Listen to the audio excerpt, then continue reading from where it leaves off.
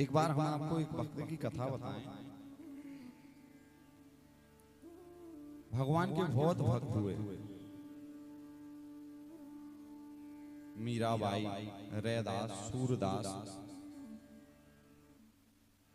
कर्माबाई, काले खान, रस खान, अनेक अनेक भगवान के भक्त हुए।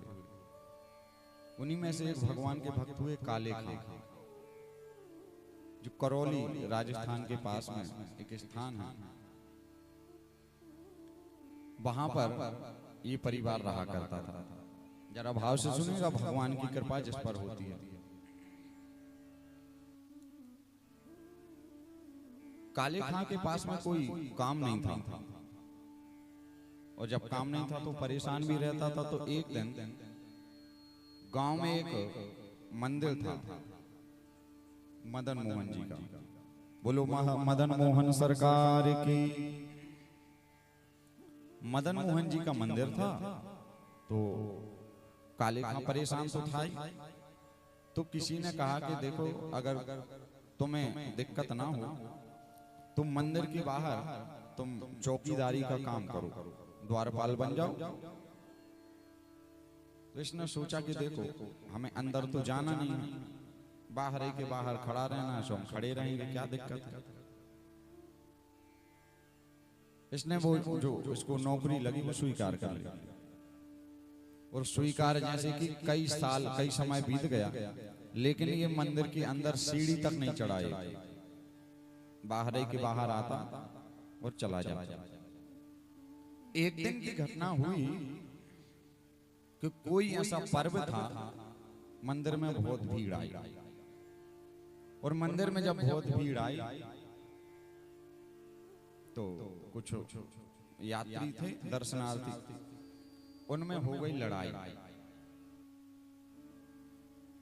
लड़ाई जैसे हुई, अब आसपास कोई था नहीं कि मतलब अलग कर दे मंदिर परिसर का। तो इसने विचार किया कि मैं दूर कराऊं। जैसे तैसे ये हिम्मत करके कहता है चलो चलते ही। इसने जैसे ही उन लोगों को लड़ाई, उनका जो झगड़ा था, दूर किया आपस में, और गलती से इसकी एक नजर मदन मोहन जी पे पड़ गई। और जैसे ही वो नजर मदन मोहन जी पे इसकी पड़ी, ये भूल गया कि मैं कौन हूं। ये भूल गया कि मैं कौन हूं। और जैसे ही भूला, अब तो मदन मोहन जी इसके आंखों में बस गए। घर आया, अब इसको इतनी छटपटाहट होने लगी, इतनी छटपटाहट होने लगी कि ये घर पे रुकता ही नहीं था। इनकी जो वो पूजन पाठ होती है, नवाज जब ये लोग पढ़ते हैं, तो पहले तो क्या हुआ कि घर पे ही हो जाती थी, लेकिन जब से मदन मोहन जी को देखा, अब ये घर पे रुकता ही नहीं था।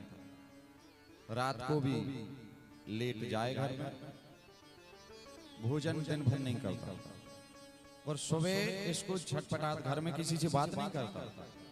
इतने मदन मोहन जी का ये दीवाना हो गया। अब भोजन एक डिब्बे में रखवा लिया और मंदिर में ही भोजन करने लगा। और धीरे धीरे ये हो गया कि इनकी वो पढ़ना भी बंद हो गया।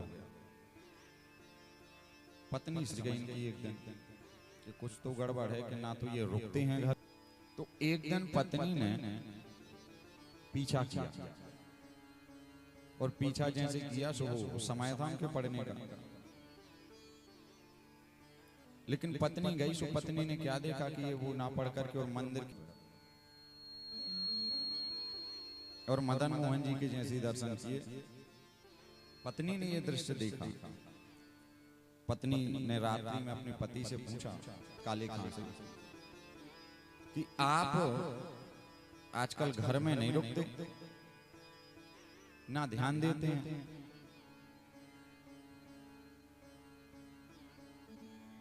तो ये कहते हैं कि हमें समय नहीं मिलता, नौकरी ज्यादा करनी पड़ती है वहां समय, क्योंकि इसने अपनी पत्नी का भाव जान लिया था। पत्नी कहती मुझे सब पता है कि आप वहां जाकर के करते क्या हो, आप हमारे भगवान को छोड़ करके उनके भगवान के दर्शन करते हो, उनकी सेवा में लगे रहते हो। जैसे ये समझाता बहुत कुछ, लेकिन जैसे इसने अपनी पत्नी के भाव मदन मोहन जी के प्रति सुने, इसने बात जिह्वा तक इसकी आई थी, अंदर ही वापस कर ली कि सुनाने से कोई फायदा नहीं है, घड़ा उल्टा हो पानी डालो कोई मतलब नहीं।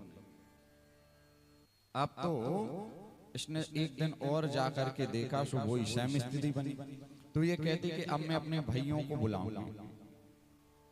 तो मदन मोहन जी के मंदिर से इनने आकर के कहा कि भाइयों को बुलाने से क्या होगा। अच्छा, एक स्थिति ये थी कि इनकी शादी के कई सालों बाद तक इनके यहाँ संतान नहीं थी। तो काले खां की पत्नी कहती कि अगर तुम्हारे वो इतने सच्चे हैं जिनके पास तुम जाते हो उनके भगवान, तो एक बच्चा दे दें। काले खां ने कुछ नहीं कहा। मंदिर में काले खां गया और मदन मोहन जी से कहा कि प्रभु, मुझे तो आप पे विश्वास है कि आप सच्चे हैं, लेकिन मेरी पत्नी और मेरे जो रिश्तेदार हैं उनको विश्वास दिलाने के लिए आप एक बच्चा दे दो, जिससे इन लोगों का मुंह शांत हो जाए और मैं अपनी भक्ति कर पाऊं। कृपा मदन मोहन जी की हुई, एक बालक ने जन्म ले लिया।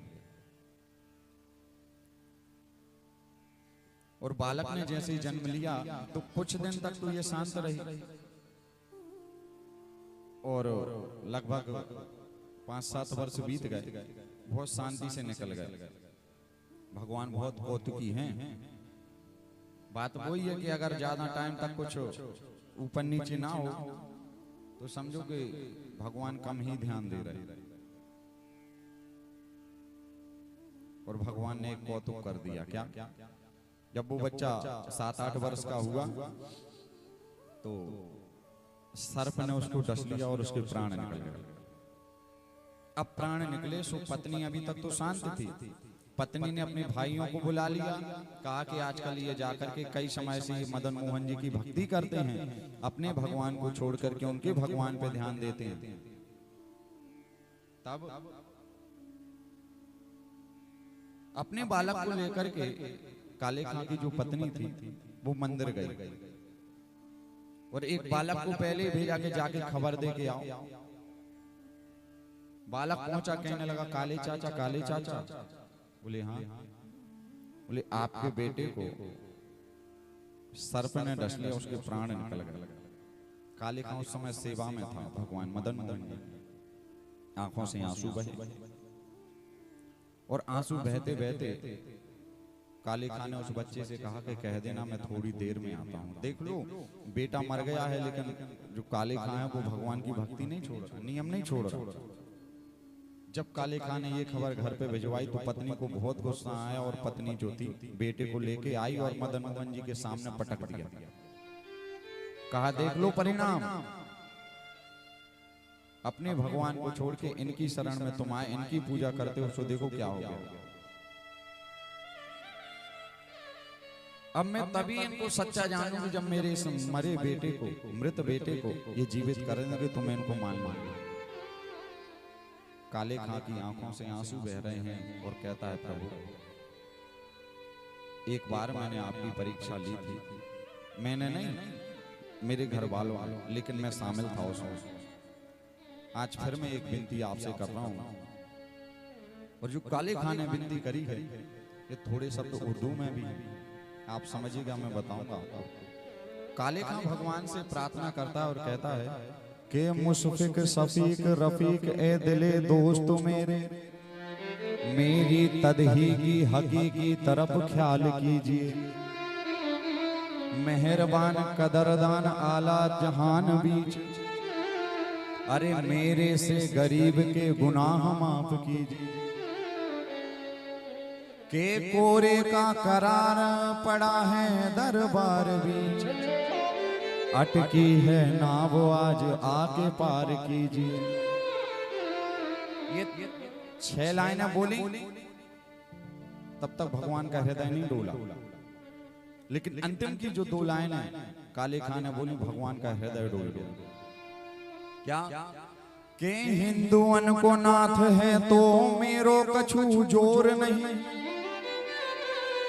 ये लाइन आप सुनेंगे तो अपने आप आपके हृदय से जय जयकार हो जाएगी और ताली से आप खुद करने लगेंगे।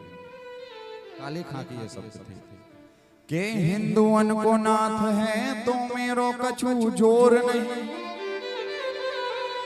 और जगत को नाथ है तो मेरी सुन लीजिए। अगर आप केवल हिंदुओं के नाथ हैं तो उस पर मेरा कोई जोर नहीं है, लेकिन मैंने सुना है कि आप संसार के नाथ हो, और अगर आप संसार के नाथ हो तो प्रभु मेरी सुन लीजिए, मेरे बालक को जीवित कर दीजिए। और हुआ भी यही, वो जो मरा बालक था वो उठा, और ऐसे उठा मानो नींद से जागा हो, और महाराज उठते ही साथ कहता है कहां गया कहां गया कहां गया। काले खां की पत्नी अपने बेटे से कहती कौन कहां गया। काले खां कहते अरे कौन कहां गया। काले खां का बेटा कहता है कि अरे कैसे सुंदर उसके नेत्र, कैसे सुंदर उसके हाथ, हम खेल रहे थे साथ में, कैसे सुंदर उसके गाल, कैसे सुंदर उसके कान, कैसे सुंदर उसके पूरा अंग प्रत्यंग। पता वो और कोई नहीं था, स्वयं मदन मोहन उनके बेटे के साथ में खेलने आ गए थे महाराज। ऐसी कृपा भी भगवान करते हैं। भगवान ना तो जाति देखते हैं ना धर्म देखते हैं, भगवान केवल, भगवान का स्वभाव कृपा का है। काय का है? कृपा। और कृपा कहते किसे हैं? कर और पा, उसी का नाम है कृपा। बिना करे कृपा नहीं होगी। ऐसे भक्त काले खां पर भी कृपा भगवान ने करी, और जब उस पर कृपा कर दी तो हम यहाँ कथा सुन रहे हैं, अगर हमारा भाव भी वैसा बन जाएगा तो क्या प्रभु हम पे कृपा नहीं करेंगे? बताओ करेंगे कि नहीं?